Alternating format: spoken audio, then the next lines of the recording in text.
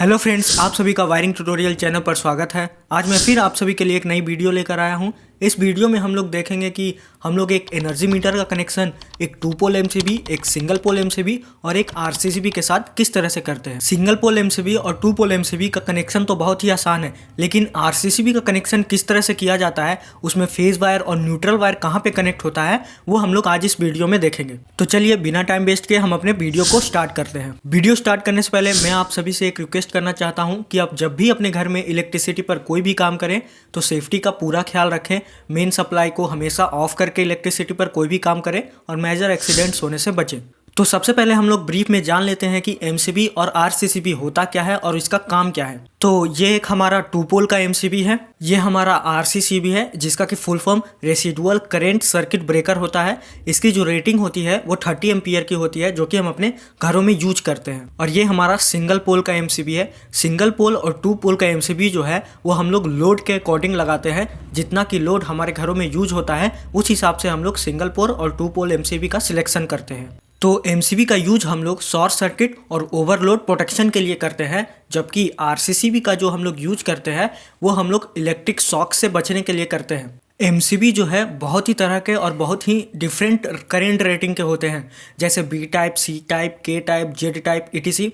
और ये हमारा बहुत डिफरेंट लोड्स पे होता है, डिफरेंट करंट रेटिंग के लिए, लाइक 10 एम्पेयर, 16 एम्पेयर, 30 एम्पेयर, इस तरह के होते हैं। तो अपने नीड के अकॉर्डिंग हम लोग एमसीबी को लगाते हैं। अपने घरों में ज़्यादातर 30 एम्पियर के ही आरसीसीबी यूज होते हैं, तो हम लोग ज़्यादातर 30 एम्पियर का ही आरसीसीबी सिलेक्ट करते हैं। तो चलिए अब हम लोग 2 पोल एमसीबी, सिंगल पोल एमसीबी और आरसीसीबी का कनेक्शन एनर्जी मीटर से करते हैं। तो ये हमारा एनर्जी मीटर है और यहाँ पे हम लोग एक एमसीबी बॉक्स लगाएंगे इस तरह से, और इस एमसीबी बॉक्स में हम लोग एक 2 पोल का एमसीबी और एक आरसीसीबी को लगाएंगे इस तरह से।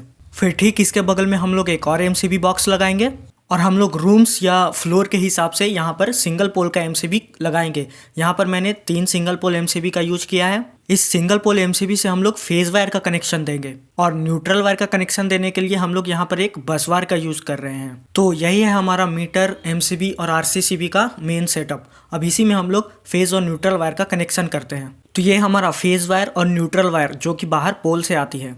तो सबसे पहले हम लोग फेज वायर का कनेक्शन इस एनर्जी मीटर के इधर वाले टर्मिनल के एक टर्मिनल में कर देंगे और फिर इस साइड के दूसरे टर्मिनल में हम लोग न्यूट्रल वायर का कनेक्शन करेंगे। अब इस एनर्जी मीटर के इस साइड से हम लोग फेज वायर और न्यूट्रल वायर का आउटपुट लेते हैं। तो यहाँ से हम लोग फेज वायर का आउटपुट लेते हैं और यहाँ से हम लोग न्यूट्रल वायर का आउटपुट लेते हैं। तो सबसे पहले हम लोग फेज और न्यूट्रल वायर का कनेक्शन इस 2 पोल एमसीबी के एक टर्मिनल में करेंगे। तो सबसे पहले हम लोग इस फेज वायर को इस 2 पोल एमसीबी के एक टर्मिनल के साथ इस तरह से कनेक्ट करते हैं और फिर इस न्यूट्रल वायर को इस 2 पोल एमसीबी के दूसरे टर्मिनल के साथ कनेक्ट करेंगे इस तरह से। अब हम लोग सबसे पहले देखते हैं कि हम लोग आरसीसीबी के कौन सी साइड पे फेज का कनेक्शन और कौन सी साइड पे न्यूट्रल का कनेक्शन करते हैं। तो आरसीसीबी के जिस साइड पे भी आपको स्विच दिख रहा है, जहाँ से हम लोग इस आरसीसीबी को ऑन और ऑफ करते हैं, उस साइड पे हम लोग न्यूट्रल वायर का कनेक्शन देते हैं और जिस साइड पे स्विच नहीं होता है उस साइड पे हम लोग फेज वायर का कनेक्शन देते हैं। तो अब यहाँ से हम लोग इस फेज वायर का कनेक्शन इस आरसीसीबी के इस वाले टर्मिनल से करते हैं और यहाँ से हम लोग न्यूट्रल वायर का कनेक्शन इस आरसीसीबी के इधर वाले टर्मिनल के साथ करते हैं।